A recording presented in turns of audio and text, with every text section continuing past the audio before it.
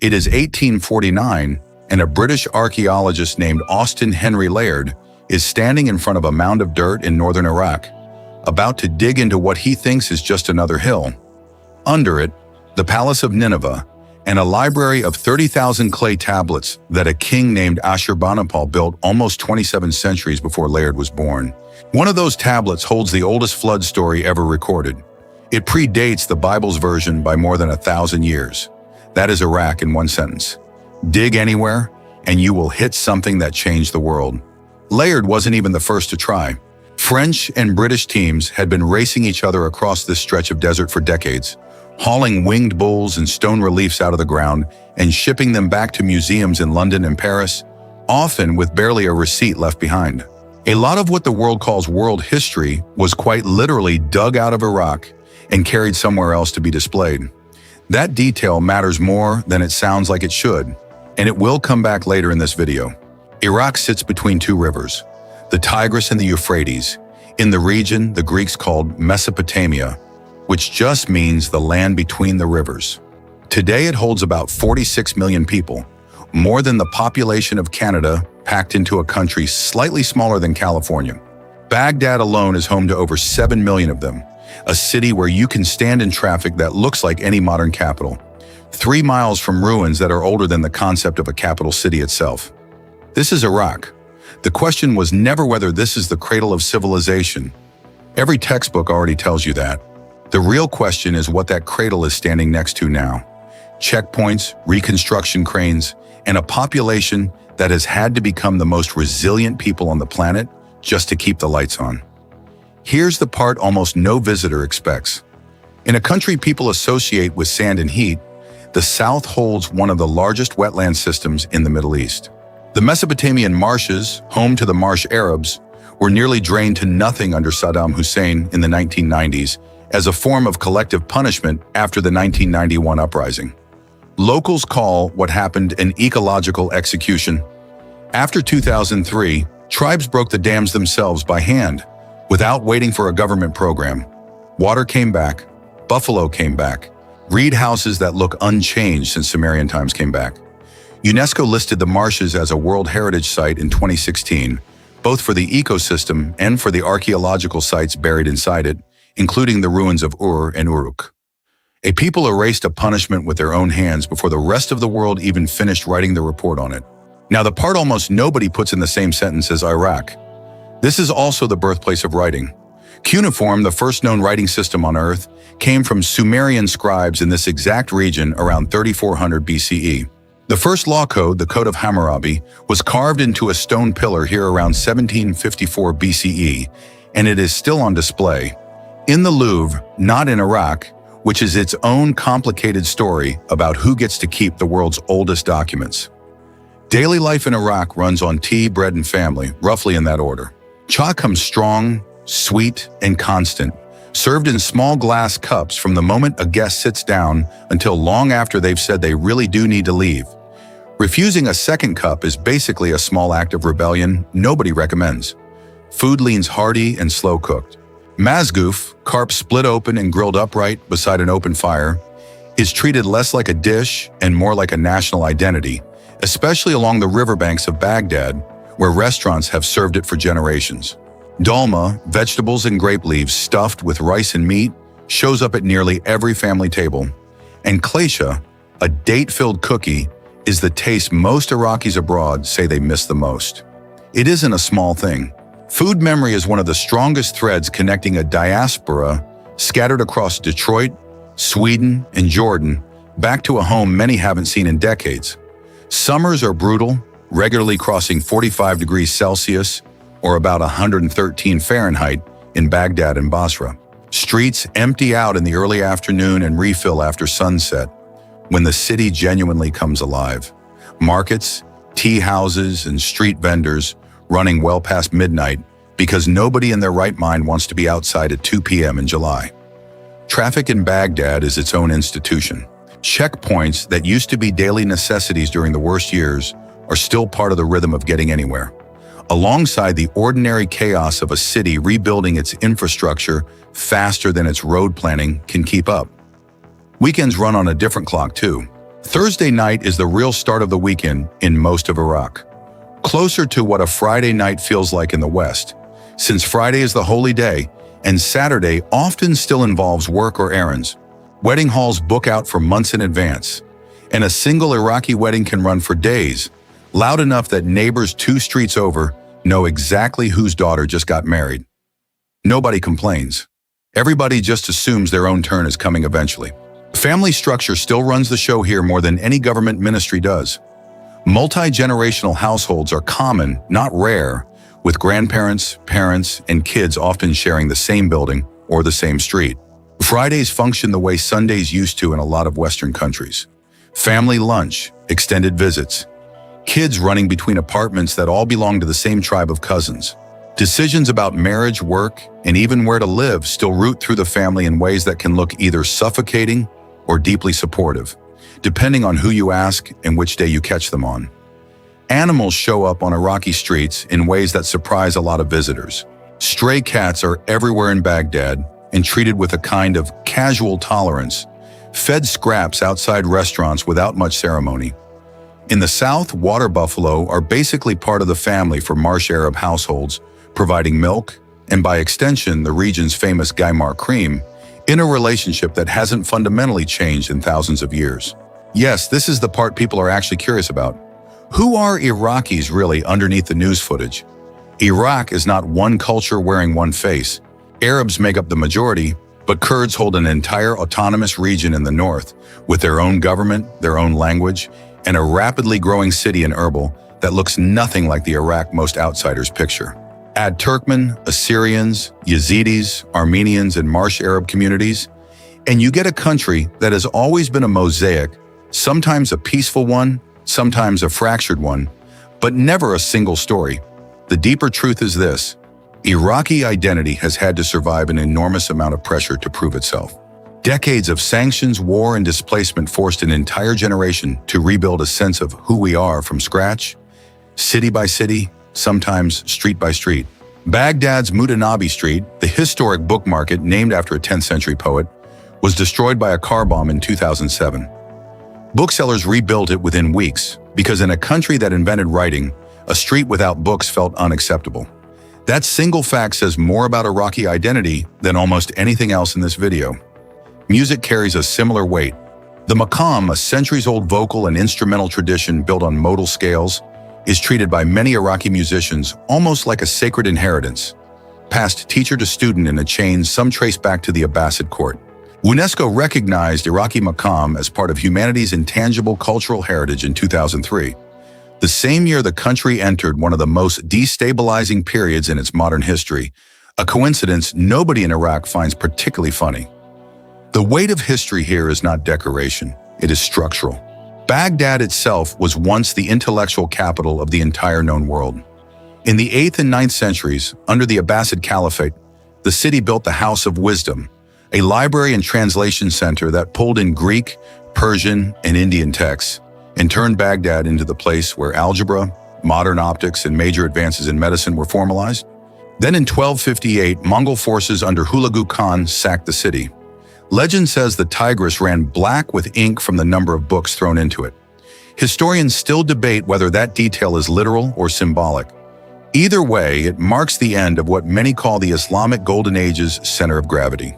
Long before Baghdad's Golden Age, Babylon sat roughly 85 kilometers to the south, home to Hammurabi, the Ishtar Gate, and the legendary Hanging Gardens, which ancient writers listed among the 7 wonders of the world, even though modern historians still argue over whether they stood in Babylon at all or somewhere else entirely, possibly Nineveh. Saddam Hussein rebuilt sections of Babylon in the 1980s using modern bricks stamped with his own name, layered directly on top of the ancient ruins, an act archaeologists still describe as one of the more baffling restoration decisions in modern history. UNESCO named Babylon a World Heritage Site in 2019. Ancient walls, questionable modern additions, and all. North of Baghdad, the Great Mosque of Samarra holds the Mawiyah, a spiraling minaret built in the 9th century that looks less like a religious tower and more like something out of a dream about ziggurats.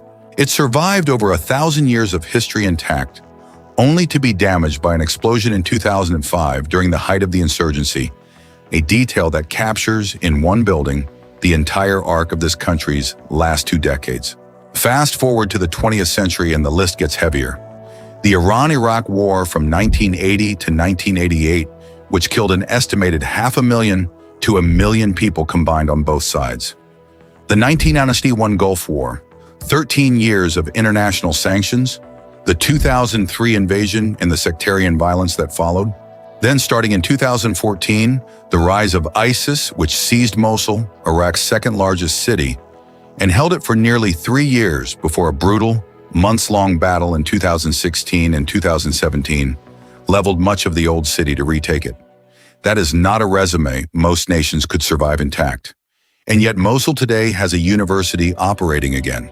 The old city is under active reconstruction, including UNESCO-backed restoration of the Al-Nouri Mosque and its famous leaning minaret, locally called Al-Hadba, destroyed by ISIS in 2017 and now being rebuilt piece by piece. Resilience here isn't a slogan, it's a construction schedule. Here's where the armchair daydream turns into a spreadsheet. Oil is the backbone of Iraq's economy, making up roughly 92% of the country's exports.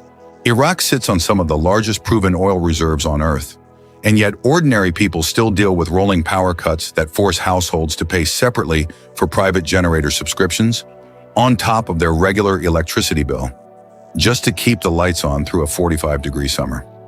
The dinar trades at roughly 1,300 to 1,400 per US dollar. A single person can live in Baghdad on somewhere between $800 and $200 a month, which sounds cheap from a Western couch. It looks very different from the inside. A 1-bedroom apartment in the city center runs $400 to $800, groceries another $120 to $250, and utilities, generator costs included, another $100 to $180 a month. For a country producing this much oil wealth, that gap between resource and reward is the real headline. The cheapness that shows up on a cost of living website is a distance measured in someone else's unstable electricity grid. If you've made it this far and you're enjoying this, a like and a subscribe genuinely helps this channel keep making videos like this one. The danger in Iraq's recent past is real, and it hasn't fully disappeared just because the news cycle moved on. Unexploded ordnance remains a documented hazard in parts of the country decades after conflicts ended, particularly in former frontline areas from the Iran-Iraq War and more recent fighting against ISIS. Certain regions, especially near the Syrian border and parts of Anbar and Nineveh provinces, still carry travel advisories from multiple governments. Corruption is another well-documented issue. Iraq consistently ranks among the lower tier of countries on global corruption indexes, and it shapes everything from construction contracts to how quickly a damaged neighborhood actually gets rebuilt. None of this means the entire country is a war zone frozen in 2007. Most of Iraq, especially Baghdad's central districts, Erbil, and the southern shrine cities, functions with a normal daily rhythm of work, school, and family life. But respecting this country means not flattening it into either extreme. Not a war zone forever, and not a fully resolved success story either.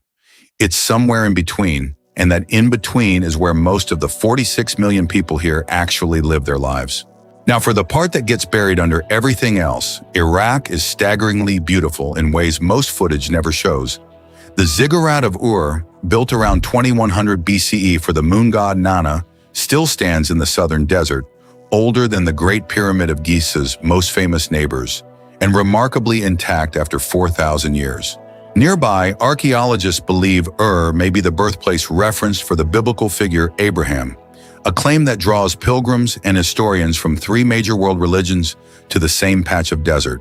In the north, Iraqi Kurdistan holds mountains, waterfalls, and green valleys that look almost nothing like the flat, dusty image most people carry in their heads.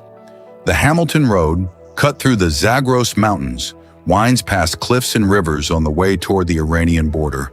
And towns like Rawandus sit high enough to catch snow in winter. And then there are the marshes again, that river that escaped every attempt to erase it. Now a maze of reed islands and buffalo herds and fishermen poling narrow boats exactly the way Sumerian art depicted their ancestors doing it 5,000 years ago. Kurdistan deserves its own mention here because it genuinely operates on a different rhythm than the rest of the country. Erbil's skyline includes glass towers, shopping malls, and international hotel chains that would look at home in the Gulf states, built on relative regional stability and its own oil revenue arrangement with Baghdad, one that has caused no shortage of political friction between the Kurdistan regional government and the federal government over the decades. Suli, as locals call Suleymania, leans more toward the arts and political dissent, historically home to more of the country's writers, poets, and opposition movements than the more business-focused Erbil. If this country is pulling you in, here's where to put your feet first. Erbil, capital of the Kurdistan region, is the easiest entry point for most travelers, with a citadel that claims to be one of the oldest continuously inhabited settlements on Earth, sitting right at the center of the modern city. Najaf and Karbala, the two holiest cities in Shia Islam, host the shrines of Imam Ali and Imam Hussein, and during the Arbaeen pilgrimage, tens of millions of people walk there on foot from across Iraq and neighboring countries, making it one of the largest peaceful annual gatherings of human beings anywhere on the planet, often outsizing the Hajj in sheer numbers of pilgrims. Baghdad itself rewards patience. The National Museum of Iraq, reopened after being looted during the 2003 invasion, now holds pieces going back to Sumerian civilization. Mutanabi Street on a Friday morning, when the book market spills into the street and old men argue about poetry over tea, is one of the most genuinely alive scenes in the entire country. Basra, in the south, is rebuilding its identity as the Venice of the Middle East, a nickname from its old canal system that has fallen into disrepair but is slowly being restored alongside the city's port economy. One more thing worth knowing before you book a flight or write this place off entirely: the diaspora matters as much as the country itself at this point. Millions of Iraqis left during the sanctions years, the 2003 war, and the ISIS period, settling in Detroit's large Chaldean community, Sweden, Germany, Jordan, and beyond. Many send money home every month. A remittance economy that quietly props up entire extended families the way oil revenue is supposed to, but often doesn't reach in time. Some of the most interesting Iraqi cultural output right now, films, music, novels, is coming out of that diaspora, written by people processing a homeland from a distance, in a language and a context their parents never had. So here's the mirror this whole video keeps circling back to. This is a country that gave the world its first writing system, its first laws, its first libraries, and then spent much of the last 50 years fighting simply to hold itself together. That contradiction, ancient brilliance next to modern struggle, isn't a flaw in the story of Iraq. It is the story of Iraq. Maybe the real question isn't whether Iraq has recovered, or how dangerous it still is, or how cheap it is to live there. Maybe the real question is whether you've ever once had to rebuild something you loved from nothing, more than once, and kept going anyway. For millions of people between these two rivers, that isn't a hypothetical, it's Tuesday. If this gave you a version of Iraq you hadn't seen before, hit subscribe, drop a comment with what surprised you most, and share it with someone who still thinks this country is only what the news showed them 15 years ago.